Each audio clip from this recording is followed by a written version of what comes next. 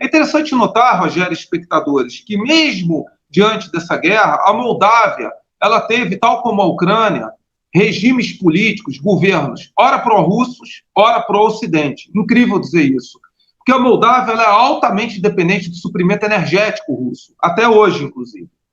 E isso sempre foi um contrabalanço para a Moldávia, junto com a Romênia, não promover uma operação militar para tentar estabelecer o controle da Transnistria. Isso sempre foi um componente, porque a Rússia manteve um contingente de tropas de paz situados em torno de 5 mil soldados, e é muito difícil a logística para a Rússia chegar à Moldávia. Então tem um acordo com o governo moldavo em troca de suprimento energético seguro, contínuo, que é essencial para o país que é o mais pobre da Europa. O segundo mais pobre da Europa é a Ucrânia, e o mais pobre da Europa é a Moldávia, que é um país cuja capital é Chisinau, e a capital, de fato, da Transnistria é Tiraspol. A Transnistria é fundamentalmente russófona. É interessante notar, Rogério, aqui, que eu queria destacar agora, já falando das tensões atuais, que eu queria aqui pedir gentilmente ao espectador que tome muito cuidado com as análises de parcelas dos chamados canais pop que tratam dos conflitos atuais.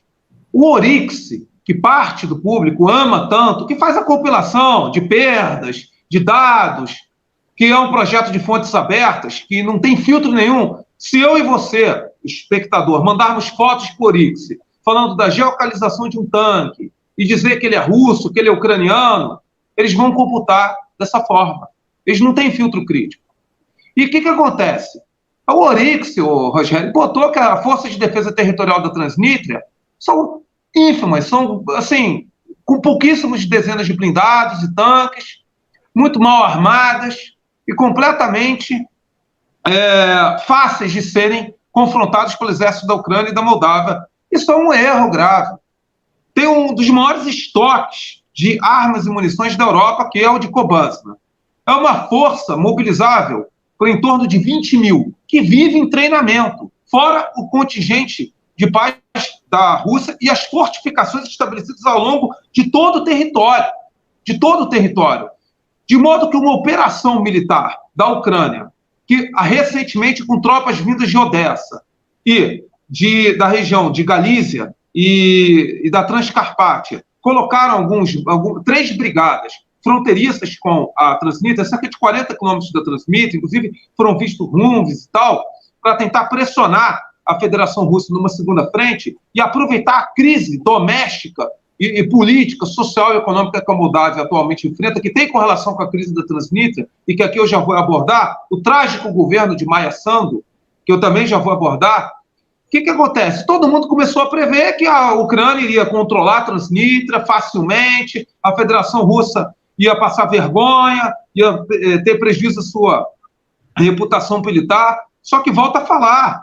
E adentrar no território da Transnistria é muito complexo, porque é um rio caudaloso, o rio Dnieper, exigiria um esforço logístico muito significativo para a conformação de cabeças de ponte, para transpor o rio, ultrapassar fortificações que estão lá há mais de 30 anos, fortificações que têm minas antitanque, minas antipessoal, ATGMs, ou seja, sistemas antitanque inúmeros, e fora um contingente muito bem treinado das Forças de Defesa Territorial da Transnistria. Por isso que ainda não houve essa frente há um ano estabelecida pela Ucrânia com a OTAN para criar uma crise artificial que seja para tentar invadir a Transnistria.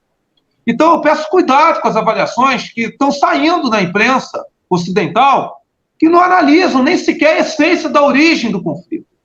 Aí eu vou falar por que a crise da Transnistria agora ganhou uma dimensão, além do objetivo militar em si, que seria a Ucrânia controlar esse gigantesco arsenal, que daria condições dela sustentar 2 a 3 meses de hostilidade na sua necessidade de artilharia, criaria uma segunda frente de sobrecarga para a Federação Russa, que teria uma dificuldade logística imensa de mandar tropas para ali, e teria também a possibilidade da Moldávia ser definitivamente cooptada para a OTAN e para a União Europeia.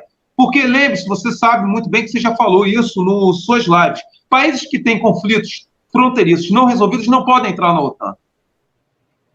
Eles têm problemas para entrar na OTAN.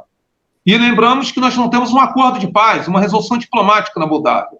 O governo de Maia Sandu, profundamente, aqui eu não é ideológico, mas profundamente neoliberal, apoiado pelo Ocidente, e sofre uma crise gigantesca, protestos diários de dezenas de milhares de cidadãos moldavos, diante de hiperinflação, custo energético, que não querem envolvimento com a guerra da Ucrânia, e, portanto, essa situação tem gerado um forte instabilidade na região. Se haverá operação militar na Ucrânia, eu creio que agora não, por causa desses fatores domésticos da Moldávia e da dificuldade mesmo de uma operação militar só com 3 brigadas ucranianas.